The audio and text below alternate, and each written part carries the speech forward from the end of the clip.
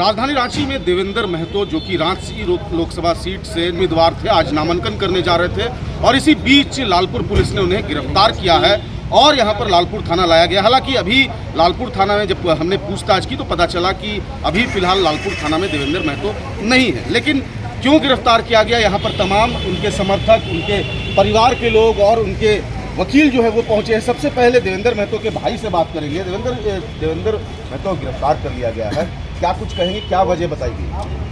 उनको मैंने जो बीजेपी और कांग्रेस जो पार्टी है उनको देवेंद्र का जो लोकप्रियता के लिए वो डर गए और उनको नामांकन का रोकने का प्रयास किया जा रहा है कि चुनाव नहीं न लड़े, इस तरह से उन लोग का।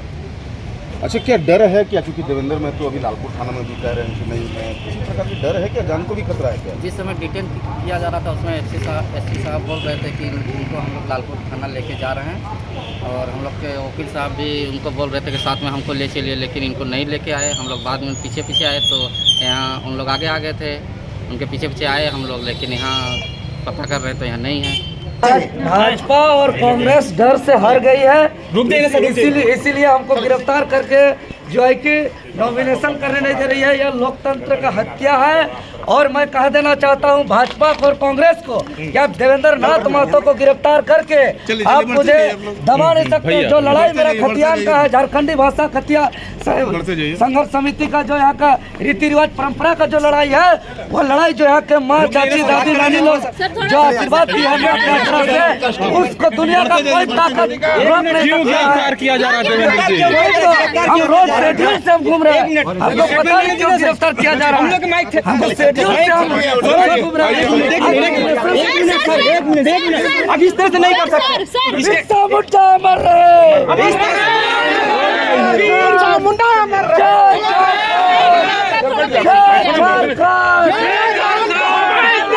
और कांग्रेस अत्याचार कर रही है। लोकतंत्र में इतना कोई गिरेगा ये सोचे नहीं थे। हमको डीसी ऑफिस सेकंड फ्लोर जहाँ से नामांकन होता है वहाँ हम घुसे थे, वहाँ से हमको निकाला जा रहा है। यह दुर्भाग्य लोकतंत्र का है। अरे जेल से हम नहीं डरते हैं। जो जेल आज हम जा रहे हैं वो जेल बिरसा मुंडा भगत। और उनके वकील हैं। वकील साहब, ये बताइए कि जिस तरीके से गिरफ्तारी कहा गया लालपुर थाना लाया जा रहा है, पहले तो वजह बताइए गिरफ्तारी की। वजह आज हम लोग नॉमिनेशन के लिए वहाँ पहुँचे थे। हम लोग एकदम गेट तक पहुँच गए, सेकंड फ्लोर हम लोग नॉमिनेशन के लिए अंदर प्रवेश ही कर रहे थे और उसके बाद हम लोग को गिरफ्तार किया गया और बोला कि आप लोगों का वारंट है। तो हम पूछे कि वारंट कहाँ है, तो वारंट नहीं दिखा, बाद में दिखाया गया। लेकिन बाद में एसपी साहब बोले कि नहीं, इसको लालपुर थाना के तहत लालपुर काम के तहत इसको NBW इशू हो चुका है, उसी के तहत हम लोग इसको गिरफ्तार कर रहे हैं। तो हमने सोचा कि भाई हमको नॉमिनेशन करने दिया जाए और उसके बाद नहीं तो आधे ही हथकड़ी लगा लिया जाए, उसके बाद नॉमिनेशन कीजिए और लेते चलिए। ये तो फंडामेंटल राइट है कि हमको नॉमिनेशन करना है, कि नहीं माने कि पहले अरेस्ट करेंगे और थाना ले जाएंगे, वहाँ से कीजिए। हम लोग बहुत विनती किए, हम लोग बोले कि उस तरह का ऑफेंस हम लोग नहीं है। ये सिंपल ऑल सेक्स जिस धारा के तहत आज नॉन अवेलेबल इशू है, सिंपल 353 और 5PC 353 क्या बोलते, क्रिमिनल 4 और एसल्ट। उनके FIR में लालपुर थाना कांड संख्या 251 में कहीं भी सिंपल बात नहीं है कि किसी को इन लोग आपराधिक बल का प्रयोग किया, हमला किया। खाली इन लोग DCC कार्यालय के तहत जो रोकथाम किया गया था, किसी को शांतिपूर्ण ढंग से किया गया था।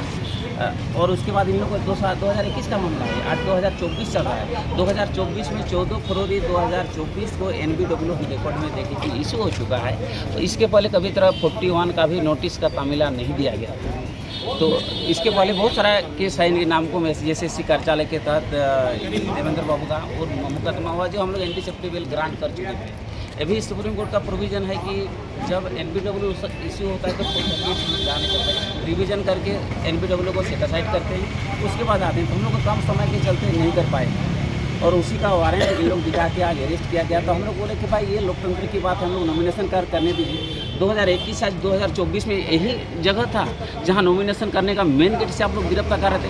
हमने एसपी साहब को इतना भी बोला कि भाई हम I am being a advocate, हम अरेस्ट करने के लिए तैयार हैं, हम गारंटेड दे रहे हैं, अंडरटेकिंग दे रहे हैं कि हमको गिरफ्तार कर लीजिए, चाहे यही हथकड़ी देवेंद्र बाबू को भी लगा लीजिए, नॉमिनेशन करने दीजिए। और हम लोग मन ही बना लिए थे कि जिस तरह का हवा चल रहा था हम लोग अरेस्ट हो ही जाएगा, तो उसके बाद आप लोग हटवार लेते जाइएगा। लेकिन एसपी साहब लोग इन लोग बलपूर्वक इन लोग प्रयास किए, बोला कि उठा के ले जाएंगे, ये ले जाएंगे। तो हम लोग तो भाई हम लोग को मानसिकता जिस तरह का ये केस हुआ है, किसी का पहले कोई भी ओपन करने का कोई इंटेंशन होता है, इंटेंशन सरकार के अगेंस्ट आना क्या था। सरकार जो राज्य के लोगों जनता के विरुद्ध जिस तरह का यहाँ कदम उठा रहा है, एग्ज़ाम लेके एग्ज़ाम को कैंसिल करना, हर तरह का बात में यहाँ विद्यार्थी जो है ना, विद्यार्थी का शोषण हो रहा है। कभी आज 5 साल के दरमियान को वैकेंसी तक निकालने नहीं सका। ये एक आत्ममंथन करने का विषय है। जो देवेंद्र नाथ महतो और जितने भी जो भी JPBS के कार्यकर्ता लोग बात को उठाए, तब लगा कि इन लोग को तो भाई झारखंड का बात कर रहा है, तो इन लोग तो ऐसा सिस्टम लगा दो कि इन लोग ऐसा केस में डाल दो। इसके अगेंस्ट में 11 का केस है, जबकि 3 को जो मेन केस में बेल हो चुका है, लगभग सब में बेलेबुल ही है। खाली 353 एगो लगा देता है कि सरकारी काम में बाधा बोल के अरेस्ट कर देता है। हम लोग बहुत प्रयास किए एसपी साहब को, बोले कि एसपी साहब गारंटी देते हैं लालपुर होना चाहिए, वहाँ से हम गारंटी देते हैं, लेकिन लालपुर थाना में तो नहीं है। और अभी तो उसका हम बोले कि हमको लेते चलिए, बोले आप चलिए, तो हम लोग तो बात का विश्वास करते हैं। एसपी साहब जब बोले तो हम लोग तो बात का पक्का मानते हैं कि भाई हम लोग तो झारखंड ने जो बोला जाए वही करते हैं। तो अभी तक हम लोग लालपुर थाना पीछे आए, तो अभी तक नहीं पहुँचा, जबकि दूरी यहाँ से 1.5 से 2 किलोमीटर की दूरी है और लगभग 45 मिनट होते चला है। अभी तक देवेंद्र महतो को लालपुर थाना नहीं पहुँचाया गया है और हम उसका नॉमिनेशन पेपर लेके बाहर के समर्थक भी हैं, कई लोग यहाँ पर पहुँचे हैं। ये बताइए कि किस तरीके से उनके वकील हैं, 2 शब्द ये जानते हैं कि आप पहुँचे तो नहीं।